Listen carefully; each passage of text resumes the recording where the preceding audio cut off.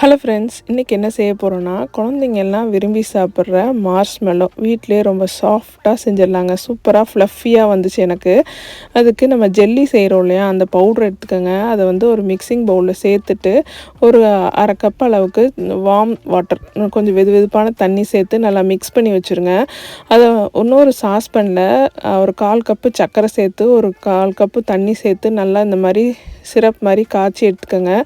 காய்ச்சி எடுத்ததை வந்து நம்ம ஜெல்லி இப்போ மிக்ஸ் பண்ணி வச்சுருக்கோம் இல்லையா, அதில் சேர்த்து கொஞ்சம் கொஞ்சமாக சேர்த்து அப்படி பீட்ரு வச்சு அடிச்சுட்டே இருந்திங்கன்னா இந்த மாதிரி ஃப்ளஃபியாக க்ரீமியாக வந்துருங்க.